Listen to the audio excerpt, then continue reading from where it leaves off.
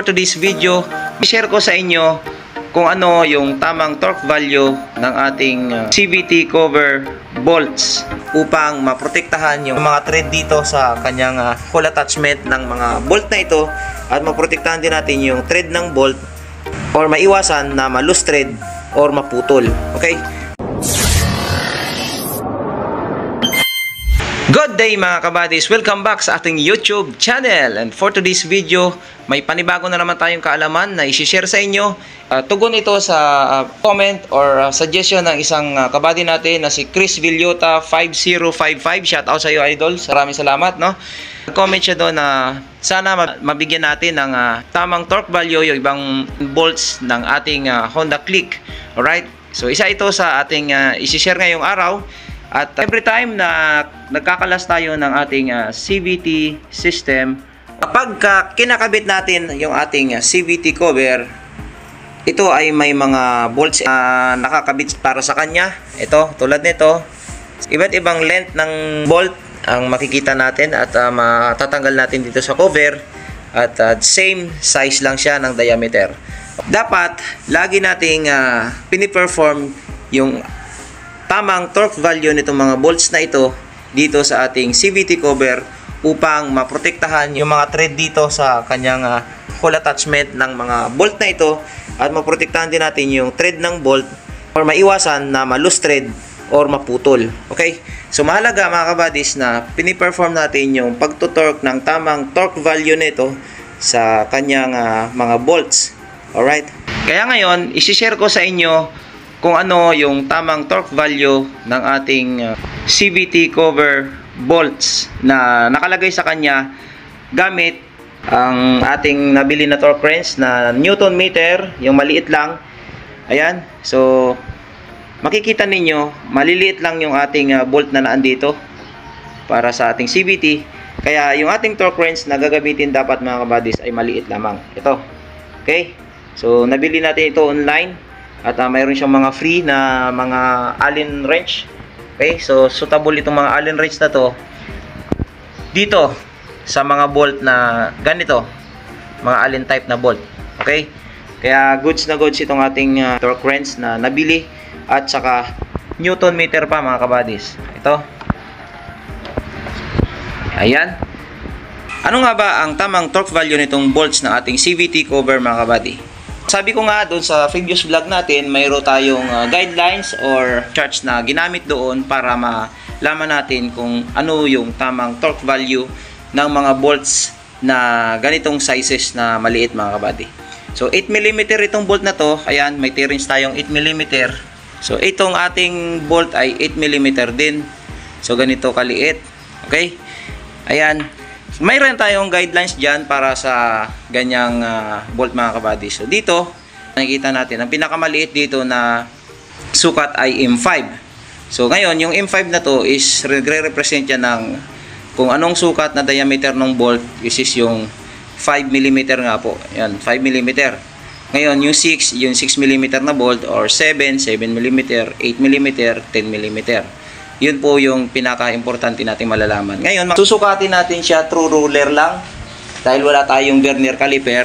Okay, ito. So, stainless siya. Ayan. So, millimeter yan. Itong 8mm na to mga kabadis ay ayan. Pag sinukat natin yan dito sa ating ruler, okay, ayan. Sumusukat siya ng 5mm. Dito tayo sumukat sa number 1. Ayan. 1, 2, 3, 4, 5. Ayan. 5mm siya. So, ibig sabihin, yung bolt na ito, since 5mm siya mga kabadis, dito sa ating charts, makapapansin natin dito. Yung ating bolt diameter ng ating bolt na ito is M5. So, pagka nasa aluminum bolt siya ay 4 Newton meter. Ngayon, steel bolt ito mga kabadis, coated lang siya ng stainless. Ayan. Ang tamang torque value nito is 6.90 Newton meter. Isi-set naman natin ngayon yung ating torque wrench mga kabadis sa sukat na 6.90 Newton meter. So, luluwagan lang natin ito sa ilalim. Ayan, may nakalagay dito lock pa kanan, unlock naman pa kaliwa. So counterclockwise. Ayan. Ngayon, ang sukat niyan ay naka 5 Newton meter mga kabadis. Ayan, may 0, tapos may guhit sa gitna pataas, tapos yung guhit na 5 na parang nakapa-Z. Ayan, yan yung pinaka sukat niya na 5 Newton meter. So iseset natin siya ng 6 Newton meter mga kabady. So dadagdagan natin to. Ayan, 5.4, tapos 5.8. Ayan, so since 5.8 na yan, dahil nasa 5 tayo, dadagdagan po natin yan ng 1.2. So ibig sabihin mga kabady, 6.2 na siya. Ngayon since ano siya, 6.90 yung tamang torque value nitong ating CVT cover, ngayon isi-set natin siya sa 6.90. So 6.2, ayan, ito 5 plus 1.2 is 6.2. 6.3, dagdagan natin siya 6.4, 6.5, tapos ayan 6.6, kasi 1.6 plus 5.0 is 6.6. Ngayon dadagdagan pa natin siya ng isang guhit, 6.7, 6.8, at ito yung kanyang 6.9 mga kabady. Ayan, kasi pag nilagay pa natin ito sa 0, ayan, tatapat na siya sa 7. So 7 Newton meter na yan. Ngayon pwede nyo naman siyang i-round off mga kabady sa 7 Newton meter kung gugustuhin nyo. Okay, so ngayon naset na natin siya ng 6.90 Newton meter. Ilalak na po natin ito dito sa ilalim ulit. Ayan, higpitan lang natin siya ng pakanan. Ayan, so nakalak na siya. Okay, ikabit muna natin itong ating CVT cover mga kabadis, and then i-torque na natin siya. Okay,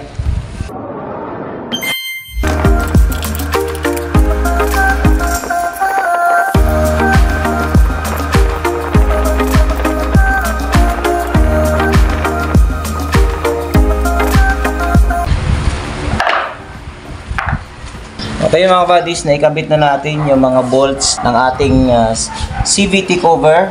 Ayan. Okay.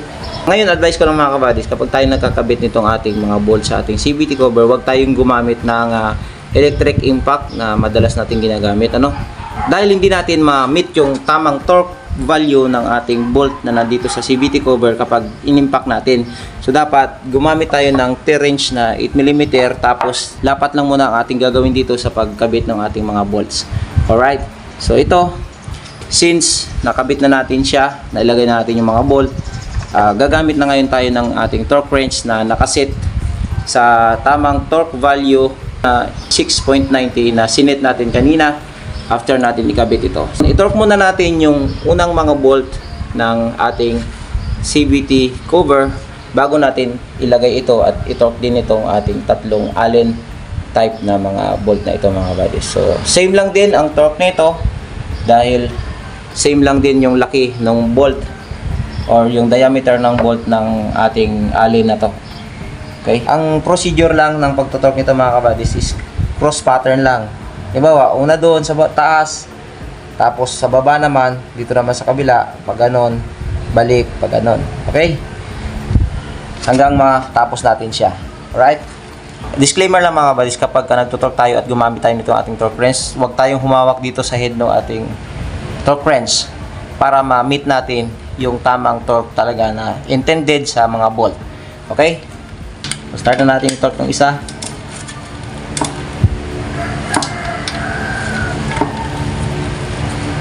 Pag tinok natin to, may maririnig tayong click. Tapos ulitin lang natin siya ng isang beses. Tapos okay na yun mga kabadis. Alright?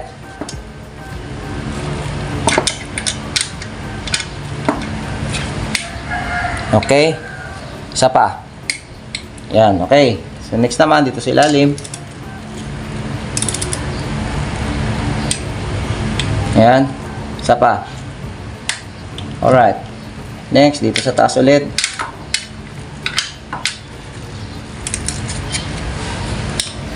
Okay? Isa pa. Next naman dito sa baba. Ayan. Isa pa ulit. Alright. Next. Dito.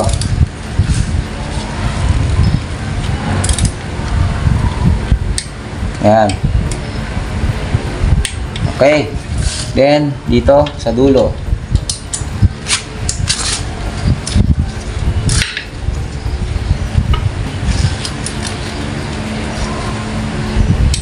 Ayan. Isa pa. Okay. Lilipat tayo. Taas.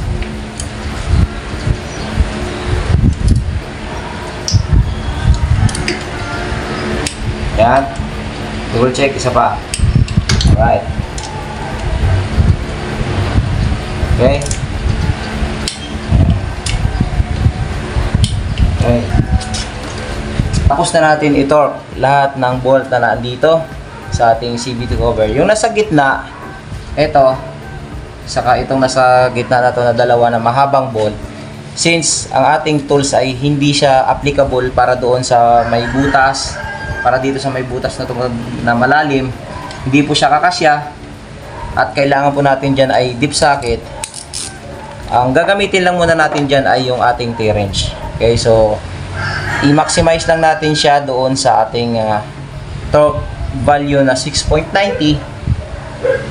Wag lang po natin siyang higpitan ng sagad talaga ng todo para hindi siya malo-straight. So pag nakabili na tayo ng tools na deep socket na 8mm, saka ko na ito torque ng tama. Pasensya na kayo mga kabadis, incomplete pang tools natin dahil 8mm siya. So hindi pa tayo naka-order online. Kaya itong nandito ay hindi natin matutorque ng tama talaga sa kanyang torque value. Higpitan lang natin siya. Yan. Double check. Yan, okay. So ganun lang ang ating pagtutorque nitong ating CVT cover. Alright. Next naman ay ikabit natin yung kanyang cover ng ating drive pulley sa harap.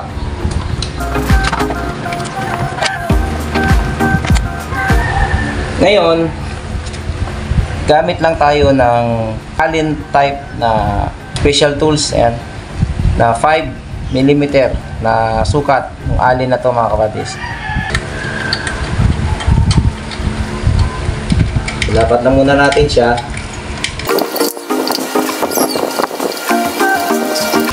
Okay. Ngayon, since nalapat na natin siya, yung tatlong Allen type na bolt na nandito, i-torque na natin siya ng ganun din na value, 6.90 Newton meter. Okay?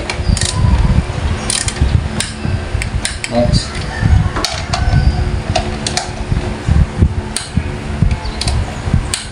Okay.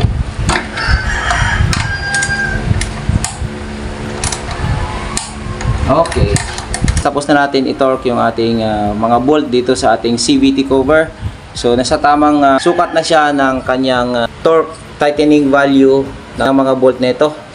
Sana may natutunan ka sa ating panibagong video today. And maraming salamat sa pagsuporta sa ating YouTube channel. And shout out again at thank you kay Sir Chris Villota 5055. At asahan nyo na sa mga susunod ba nating video, sisikapin natin na makapag-share pa ulit ng iba't ibang mga torque value ng ating bolt sa ating Honda Click scooter. Alright? Lagi lang tandaan mga kabadis, if you have a knowledge, you have an advantage. Ibang may alam. Kaya kung nagustuhan mo ang video na to, please support my channel. Click the subscribe button down below. Click mo na to. Click mo to. Peace out.